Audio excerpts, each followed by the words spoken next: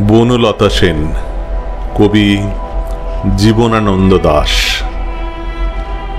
হাজার বছর ধরে আমি পথ হাঁটিতেছি পৃথিবীর পথে, সিংহল সমুদ্র থেকে নিশীথের অন্ধকারে মালয় সাগরে অনেক ঘুরেছি আমি।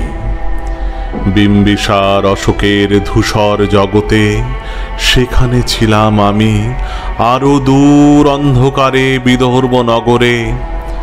আমি ক্লান্ত প্রাণ এক, চারিদিকে জীবনের সমুদ্র সফেন। আমারে দুদণ্ড শান্তি দিয়েছিল নাটোরের বনলতা সেন।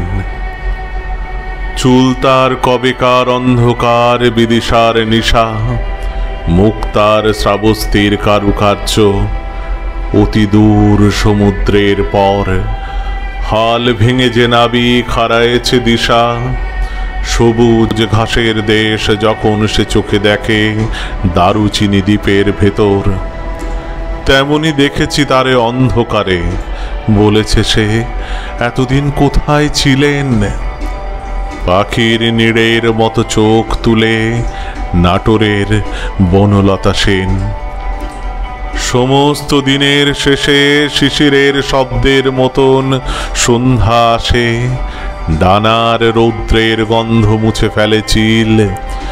পৃথিবীর সব রং নিভে গেলে পাণ্ডুলিপি করে আয়োজন, তখন গল্পের তরে জোনাকির রঙে ঝিলমিল। সব পাখি ঘরে আসে, সব নদী ফুরাইয়ে জীবনের সব লেনদেন। থাকে শুধু অন্ধকার, মুখোমুখি বসিবার বনলতা সেন।